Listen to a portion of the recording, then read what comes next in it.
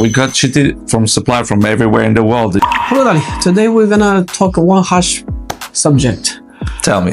Share your experience that you have been cheated by suppliers. Some extreme cases. Yes, it's true. We have had many experience, after 18 years of experience. So definitely you will face some situation which are quite complicated.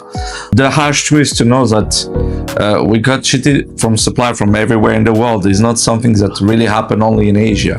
We had many cases in Asia because we work most of in Asia, but we had also a bad situation in Argentina. So for example, in this case in Argentina, it was a German company that had an office in Argentina where we ordered some product and finally the size was not correct.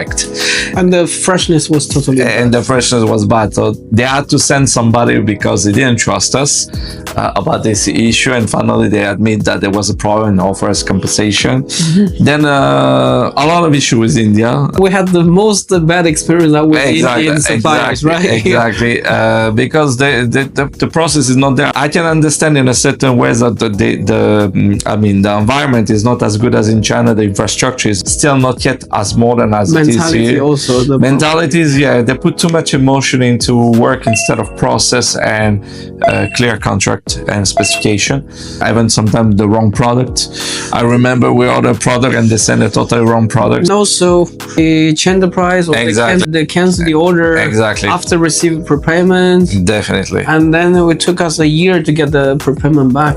Same in Vietnam where we did a prepayment and finally the factory disappeared. So we lost $20,000 if I remember well. Yes. But it's through these journeys that you learn. As I say, it's through failures that you learn more. It's through loss that you will learn. So the good point is maybe we face maybe over 100 difficulties. So we know how to now handle this and we know how to improve it. This is very important. So I would say when you choose somebody to work with, choose the ones that face difficulty and that know how to prevail. As a perspective as a client, all right, when you choose a supplier, like to avoid such a harsh situation, like you have a lot of problem after you confirm the order, so we can share with our followers in the perspective of our clients what you would do to suppliers. One thing that I talk to many people and that through the years finally I realized something the most important is the owner of the factory. It's very important that all the decisions come from the top to the bottom, and this is something that everyone miss. They always look at the bright factory, beautiful and everything, but is the owner that set up the standard.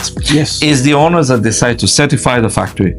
Is the owners that decide to use good material or bad material, because every payment, every selection is finally the owner will select. Is the owner will give decision to each department.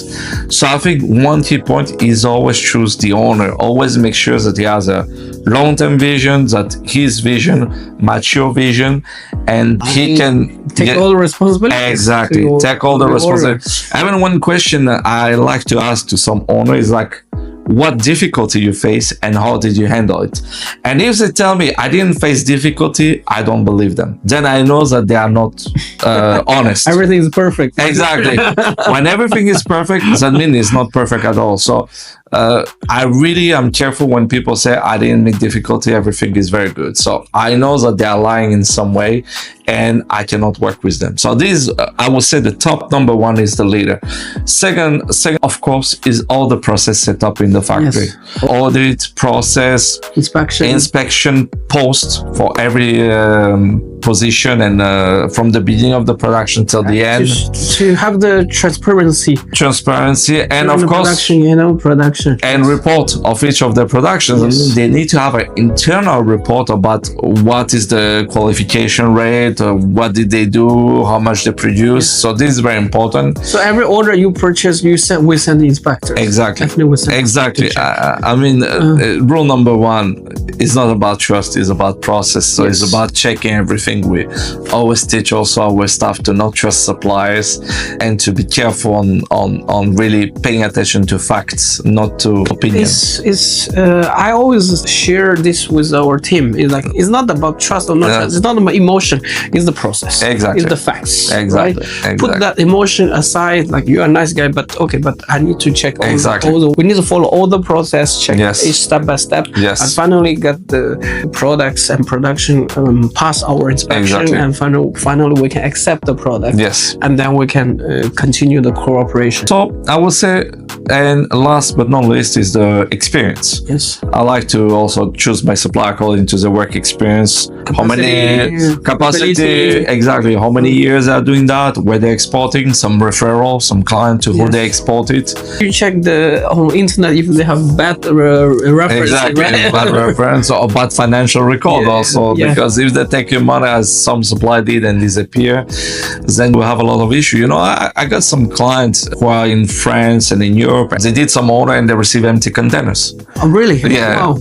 They receive a very wrong product. So this can happen everywhere, and again, it comes from any supplier. It doesn't necessarily mean that it comes from Asia. So you can be tricked from anywhere if you don't have a strict and follow-up process. That, for example, we established here, but we still continue improving it, because every year we have new surprises. Yes. But anyway, don't go down every time you have issue. Just work it out for a solution and see how you can improve next time. And it's a problem culturally that we find sometime in Asia, that people focus on the current business and they don't focus on the long-term business. So sometimes we say to some of our suppliers, please resolve this issue. If not, we cannot continue working. And they're like, no, they want to save like the little money now to not resolve the issue, but they lose the long relationship. And this is why also many factories unfortunately closed down in 2025, because they only think about the short income and not on the long-term income and the long-term partnership. And this is also what we need to be careful when we do business. Thanks for sharing all the experience. Thank you for listening. Bye-bye. Bye-bye.